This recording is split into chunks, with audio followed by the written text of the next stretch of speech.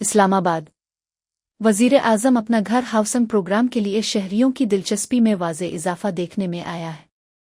جون کے بعد اسکیم کے تحت درخواستیں 52% بڑھ گئی ہیں، جس کے بعد مجموعی تعداد 1,39,000 تک پہنچ گئی۔ تفصیلات کے مطابق وزیر خزانہ محمد اورنگزیب کی زیر صدارت رسائی فنانس اسٹیئرنگ کمیٹی کا اجلاس منعقد ہوا، جس میں ہاؤسنگ فنانسنگ سمیت مختلف مالی معاملات کا جائزہ لیا گیا۔ اجلاس کے بعد جاری اعلامیے میں وزیر اعظم اپنا گھر پروگرام کی تازہ صورتحال بھی بیان کی گئی۔ اعلامیے کے مطابق جون کے مقابلے میں اب تک موصول ہونے والی درخواستوں میں 52% اضافہ ریکارڈ کیا گیا ہے۔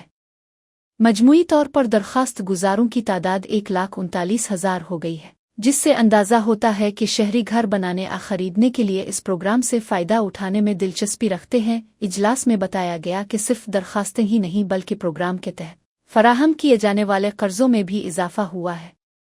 جون کے بعد جاری قرضوں کی تعداد 59% تک بڑھ چکی ہے۔ دوسری جانب زرعی اسکیم کے تحت منظور کی جانے والی فنانسنگ بھی 7.2 ارب روپے کی حد عبور کر گئی ہے۔ اجلاس میں مختلف شعبوں کو قرضوں کی فراہمی اور مالی سہولیات تک رسائی کے حوالے سے ہونے والی پیش رفت پر بھی غور کیا گیا۔ وزیر خزانہ محمد اورنگزیب نے متعلقہ حکام کو ہدایت کی کہ فنانسنگ کے حصول میں حائل رکاوٹوں کی نشاندہی کر کے انہیں واضح سفارشات کے ساتھ اسٹیئرنگ کمیٹی کے سامنے پیش کیا جائے۔